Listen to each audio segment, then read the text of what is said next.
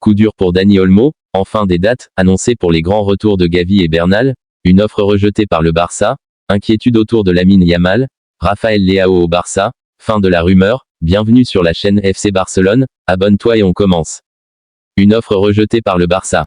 Hansi Flick a décidé de ne pas se séparer du joueur, tenant compte de la situation difficile avec les défenseurs centraux, Ronald Araujo étant indisponible jusqu'en décembre et Andreas Christensen absent également.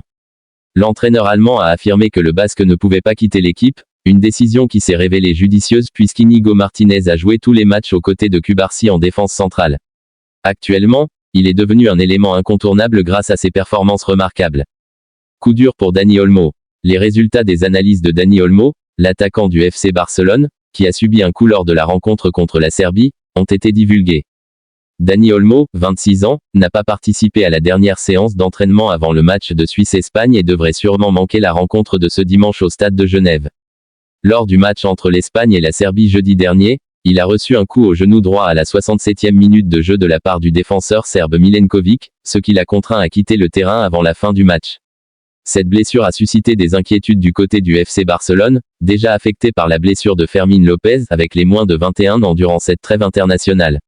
Néanmoins, le sélectionneur espagnol Luis de la Fuente a tenu à rassurer, Olmo n'est pas blessé. Les examens effectués sur le genou de Dani Olmo confirment qu'il ne s'agit que d'un coup dur, l'attaquant ressent des douleurs mais pas de blessure.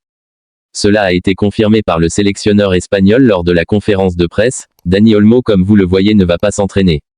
Il a reçu un coup l'autre jour et nous ne savons pas comment il se sentira d'ici demain. Nous avons très heureux des deux merveilleux attaquants comme Ayose et Joselu et nous avons une totale garantie qu'ils nous donneront ce que nous leur avons demandé de faire sur le terrain, a expliqué de la Fuente lors de sa conférence. Olmo ne participera pas au match contre la Suisse par précaution. Lors d'une conférence de presse, l'entraîneur espagnol a souligné l'importance de la santé des joueurs internationaux et a précisé qu'il ne souhaitait pas prendre de risques. Dani Olmo ne sûrement à la disposition de Hansi Flick pour la rencontre contre Gérone. Inquiétude autour de Lamine Yamal. Le FC Barcelone s'inquiéterait du traitement réservé à sa pépite Lamine Yamal en Liga et sur la scène européenne dans la foulée de son Euro victorieux avec la Rora. Lamine Yamal continue d'épater au FC Barcelone. Avec un but et 4 passes décisives, le jeune ailier régale. Mais ce samedi, Mundo Deportivo dévoile que l'état-major du Barça s'inquiète de la façon dont jouent les adversaires du jeune homme. Le Barça aimerait qu'il soit mieux protégé. Le Barça a noté que Yamal était victime d'interventions musclées. Joueur qui tente et réussit le plus de dribbles en Liga, 31-15e, il avait été confronté à l'engagement des joueurs serbes en Ligue des Nations jeudi dernier. Le Barça aimerait que ses adversaires soient plus sanctionnés et qu'il soit donc mieux protégé par les arbitres, lui qui est le troisième joueur qui reçoit le plus de fautes en Liga derrière Chrysanthus et Vinicius. Raphaël Leao au Barça, fin de la rumeur. La nouvelle a de quoi surprendre les observateurs du football. Le FC Barcelone, en difficulté pour enregistrer ses nouvelles recrues en Liga et contraint de se séparer de certains cadres comme Ilkay Gundogan, aurait jeté son dévolu sur Raphaël Leao, l'attaquant portugais du Milan AC, estimé à plus de 100 millions d'euros. Cependant, cette piste semble relever davantage du fantasme que de la réalité. Selon des propos rapportés par Sport, Giorgi Furlani, un dirigeant du Milan AC, a fermement écarté l'idée d'un départ de Leao. Rafa Leao reste. Il n'y a aucune chance de départ. Il n'a pas demandé à quitter Milan. C'est clair? Non, a-t-il affirmé, mettant ainsi un point final aux spéculations.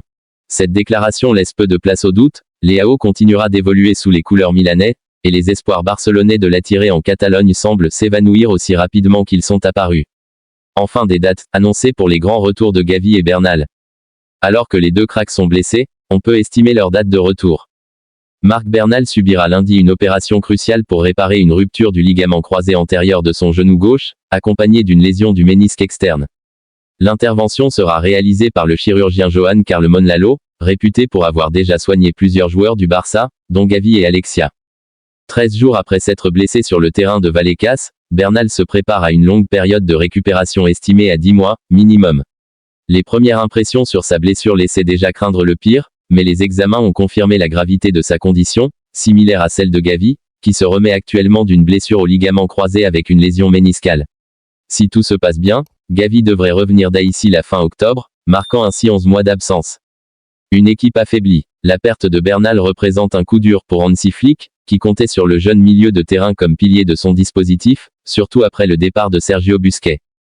Avec cette blessure, Flick doit désormais explorer de nouvelles options pour le poste de pivot défensif.